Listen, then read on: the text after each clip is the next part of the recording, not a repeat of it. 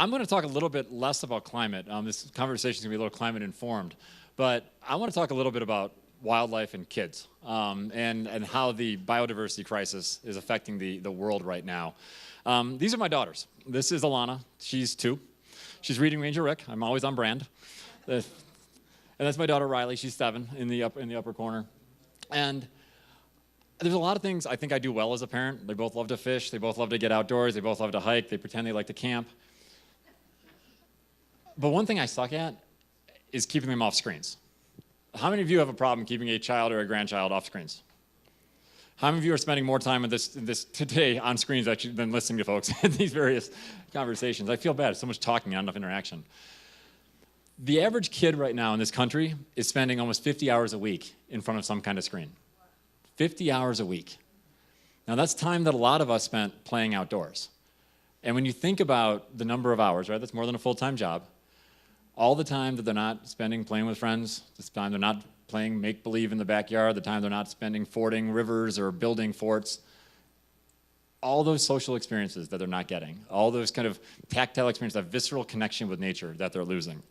I think that's completely connected. Well, actually another gratuitous picture of my daughter. So if those of you that are trying to figure out ways to get a 1 or 2-year-old to sleep very peacefully if they're being active, having them sleep while fly fishing is actually an amazing, amazing thing you can do. So this is a little kind of roll cast with like a gentle men. That's Alana there, sleeping in the middle.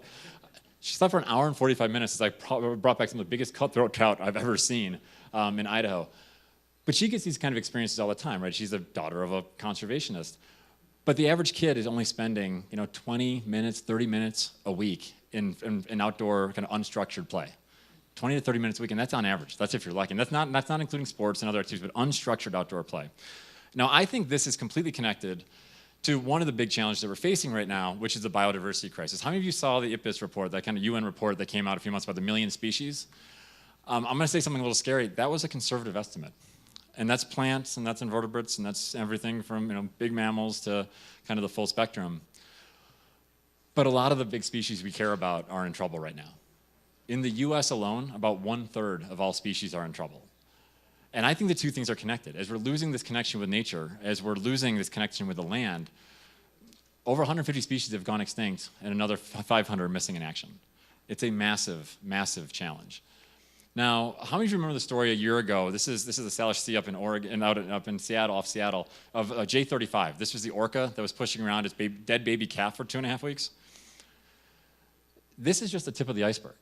Right? And again, this is an iconic species. This gets a lot of coverage because it's on Facebook and you saw the video and everyone had the coverage of the day. The story here is partially pollution. There's a climate hook also.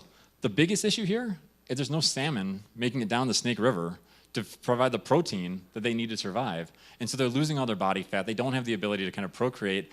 You've had all kinds of miscarriages. You've had baby stillborn births. The population is collapsing right now. And it's because of us. Another story that got a lot of attention last year was the red tide in Florida. And now this, again, man-made crisis in many ways. This is kind of fueled by nutrients coming from different sources. One of the sources is actually Lake Okeechobee, where we decided to put a reservoir up and not allow fresh water to kind of flow through the system. Instead of having all those nutrients kind of wind up going down the Clastahuchi and the St. Myers, and St. Lucie, I'm sorry. And then feeding, basically creating this nutrient superhighway that's leading to these massive algal blooms. This is the Goliath grouper. This is about 7 and 8 foot. I mean, this is massive. I'll do the Da Vinci thing. So it's about this big. And these are the ones that capture the news. But again, if you're not a charismatic species, and I'm sure the Goliath grouper is charismatic, but it's big at least. If you're not a monarch butterfly, we lose sight of all the species that are in trouble. And again, I don't want to get folks down, but 1/3 of all of America's species are at risk right now. The state wildlife agencies have identified more than 12,000 species that desperately need our help. And here in Colorado, these are just 4 of the kind of most iconic that are in trouble, but the sage grouse, folks have heard about that. There's been a lot of back and forth about the best way to save these species, but the bottom line is they need habitat. That's the Canadian lynx in the top right corner, at 3 o'clock, an absolutely incredible species. It's a greenback cutthroat trout on the bottom, an absolutely beautiful species here in Colorado that's amazing to catch, puts up a great fight. And these 2 kind of lovely little swift foxes are also in trouble. And I could have picked dozens of species. There's about 400, 500 in Colorado that are in trouble right now. Now, the reason I bring that up, though, is that we've actually had some great successes as a American kind of community on saving wildlife. This is the bighorn sheep, amazingly iconic. You know, not just a ram in Los Angeles, but actually a great species that's right here in Colorado. Bob McCready's here somewhere from the National Wildlife Federation team. We're actually trying to help preserve one of the most important herds here in Colorado right now by conserving some land and reducing some conflict. But we've helped bring back the bighorn sheep from probably less than 10,000 to almost 80 or 90,000 in the last several decades. The bald eagle, obviously one of the greatest success stories of the Endangered Species Act, bringing back the bald eagle from the brink of extinction. There were down to hundreds of pairs at one point. Now you're at 17, 18,000 in the lower 48. The grizzly bear, huge recovery success story in greater Yellowstone, and just huge populations now that are doing well in Idaho and Wyoming and in Montana. And even though this conference is primarily about climate and the economy, and obviously climate is a stressor that is affecting populations and their habitat all around the world, a lot of it's us and the issues that we've done around land use. You know, we've taken entire forests and carved up every single inch of them. We've built 200 million miles of roads since 1936. I mean, our population has gone up 2.5-fold in the last 80 years. We are ravaging, all kinds of places in the pursuit of energy dominance and other priorities, and often just not leaving a little bit of place or finding ways for humanity and wildlife to coexist. We've done things like destroying all grasslands in the country as trying this insatiable need to have more corn for ethanol, which is a very inefficient fuel that obviously creates more pollution than it avoids. And so there's all these actions that we have to take. We have invasive species. This is kind of the spawn of Satan fish. This is the Asian carp you may have heard about in the Mississippi that's working its way to the Great Lakes, kind of eating everything in its path. It's causing all kinds of problems right now in places like Tennessee and Kentucky, Arkansas, kind of all the way up into Illinois. But again, so we have all these stressors. But the wildlife report I asked about before, the million species, not a single network devoted more than a couple minutes of time to it. And again, the Mueller report was going on, and I'm sure Scaramucci had to say something, and there's all these kind of different things on TV. But a million species are in trouble. We're losing some of the most important species in the world, and we can't get a single news station outside of Jake Tapper. Jake Tapper of CNN actually did a segment on it. Outside of Jake, though, in the NewsHour at PBS, no one else covered it at all. And so let me get back to Riley, because it's always good to have another picture of Riley. There's her with a great blue heron, or an egret. Actually, that's an egret in the background. So what do we do about it? My argument for you today, and the one thing I hope you'll take away, other than that I talk too fast and kind of get riled up, is that the solution to the wildlife crisis that we're facing is actually the same solution. It's actually part of the same solution for many of the other biggest challenges we're facing. That nature, our abuse of nature, and the disconnect of humans with nature and our abuse of nature is actually driving a lot of the biggest challenges we're seeing right now. And this is everything from healthcare, right? And the amount of health costs that are related to pollution in the environment and lack of outdoor activity. It's things like immigration, where if you think about the places where there's refugee crises right now, a lot of them are places where there's degraded natural resources, like in the northern triangle of like Honduras and Nicaragua, and the soils have been destroyed. We're not seeing people right now trying to seek asylum coming from Belize and Costa Rica. And that's because of healthy natural resources and other economic forces. So the argument I want to make to all of you is that as you're thinking about solutions, and obviously this is a very technology-heavy conference, and there's amazing technologies and a lot of exciting investments, there's some basic things we can do that both help us address the climate crisis and help us get back into balance and solving a whole bunch of other societal ills.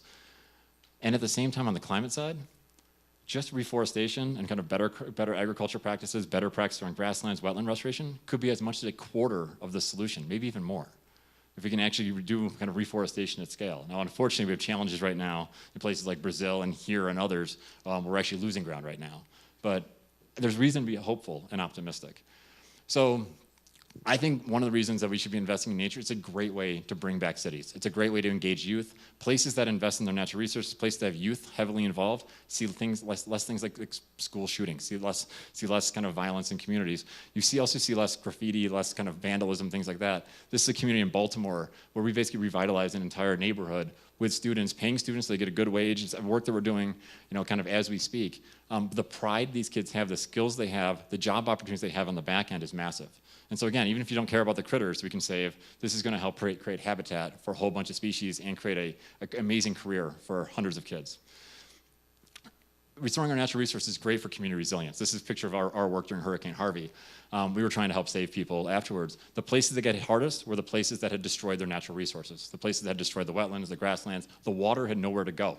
And so it goes into the basement of the person next to you. There was no way to absorb that massive punch. Now, again, we have to reduce emissions. We have to reduce kind of the sources of the energy. But we also have to make communities more resilient. And one way to do that, again, is through rebuilding these natural defenses that, again, provide great habitat as well as make communities more resilient. On the forestry side, obviously this part of the country has been scarred by a lot of these mega fires, and fire is natural. Fire can be incredibly rejuvenating. That's not what we're seeing right now. We used to see 3 million acres of forest fire a year. We're seeing 10 to 15 million a year, obviously fueled by climate, fueled by invasive species, fueled by drier soils. Healthier natural resources, healthier forest practices, active management, reforestation is a way to not only have healthier forests, but you're going to have more safer communities and adjacent in that wildland-urban interface, as well as having better wildlife habitat. It's also great for the outdoor economy. Investments in natural resources have as big a return as almost any investment you can make in government. You know, the outdoor economy is one of the biggest parts of the US economy right now. $887 billion, 7.5 million jobs. It's a massive part of the economy, but we don't treat it as such, and we definitely don't treat the assets of it as such. So again, it's not just good for wildlife, it's good for the economy. It's also great for kids. And I'll kind of end where I began. I just got a couple last slides. Kids that spend more time in nature, they're not only happier and healthier, they do better in science, technology, engineering, and math. They're nicer. They end up having better interpersonal skills. They're less likely to bully. They're less likely to be bullied. They're more likely to work collaboratively on projects. There's no script in nature. You know, we need to figure out ways to set aside our time in the virtual world for more time in the natural world because our kids are happier and healthier. There's a great program right here in Colorado that we call ECHO, and the goal is to get every single kid in early childhood learning environments trying to explore nature, trying to be outdoors. And what we're finding is you don't see the bullying you see on a lot of playgrounds that are kind of the blacktop, like the King of the Castle and all those kind of games. You see kids collaborating, you see them work together. You don't have the hierarchy. It's much more egalitarian, incredibly important for kids. So another picture of Riley and Alana, because it's just they're just too cute. She looks a little like Wicket there from the Return of the Jedi there. But for those of you that, anyways, and that's a horseshoe crab for those of you that haven't spent a lot of time on the East Coast that Riley's holding there. Just getting the kids outdoors. One of the best things you can do for wildlife is just getting kids outdoors. One of the other things too is to just get their hands dirty. You know, help them plant a habitat garden, do something for pollinators, have them have that connection with nature at an early age, making sure it's not just an academic interest in it, that's actually a visceral, kind of heartfelt love of nature. Making sure that kids get outdoor camping. There's a whole lot of kids that have never had the chance to experience nature the way many of us did growing up. And so finding those ways, helping kids from the local neighborhood, kids from the local church, from youth groups have those experiences, because I'm absolutely convinced if you have repeated interactions in nature, you will build a lifelong love of nature and you'll be more likely to help save species. There's stuff we can all do as adults. Clean up projects. This is a wetland project. This is in the Anacostia River, which was once one of the most polluted rivers in the world in DC that we're trying to bring back by building these wetlands all across. And again, trying to have jobs for local kids that are facing some challenges and trying to create those opportunities. And then the last thing is just getting involved. There's a lot of bipartisan opportunities. Benji said it perfectly. There's some bipartisan opportunities right now to save wildlife. There's something called the Recovering America's Wildlife Act, which is a bill that's going to help invest billions of dollars into the implementation. I got you. I got a minute left. You stay back. I love it. I will never run over, I promise. But there's all kinds of activism opportunities, and I know it's disgusting. I know you want to throw your shoe at the TV, kind of Khrushchev style, every time some of the politicians come on. There's some good bipartisan things that can happen. And so if you'd like to get involved with the National Wildlife Federation, if you'd like to do bipartisan work and show that we can still save wildlife, there's some things that folks can still agree on, we'd love to have you. And I'll end with this final message. When we save wildlife, we save ourselves. It's good for all the reasons we said, but most importantly, it's important for who we are. We are species. And at the end of the day, if we don't do our part, if we don't pass on this incredible legacy of wildlife to future generations, it's frankly something we can't get back. When we save wildlife, we save ourselves. Thank you very much for having me today.